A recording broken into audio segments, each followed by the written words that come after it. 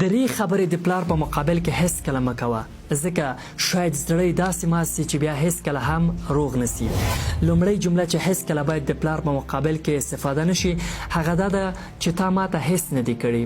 د دې جملې په ویلو سره موږ د خپل پلار کلونه زحمتونه، هڅې، قربانۍ چې زموږ د آیندې د جوړولو لپاره کړي دا ټول په اوبو لاهو کوو او دا جمله زموږ د پلار زړه ماتولی سي. نو هیڅ کله په هیڅ وخت کې او په هیڅ صورت کې باید دا جمله استفاده نشي.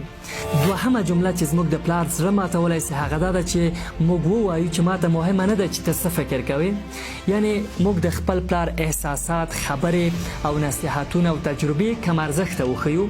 ځینې ځوانان شته چې کله د ځوانۍ مرحلې ته ورسیږي بیا فکر کوي چې د پلار خبرې اوس زړې خبرې دي او تل فکر کوي چې کوم فکر چې دا کوي دا په سمه توګه ده. هیڅ کله د پلار مشورو ته غوږ نه نیسي. دا کار سربیره پر دې چې موږ به بریا ته ونه رسیږو، د پلار زړه به هم مات کړو.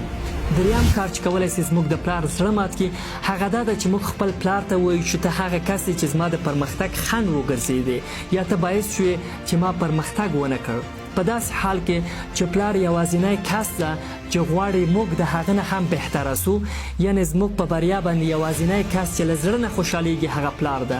پلار تر کومه هڅه چې ممکنه وه خپل ځان قرباني کړ، خپل عمر قرباني کړ تر څو زموږ راتلونکی جوړ کړي.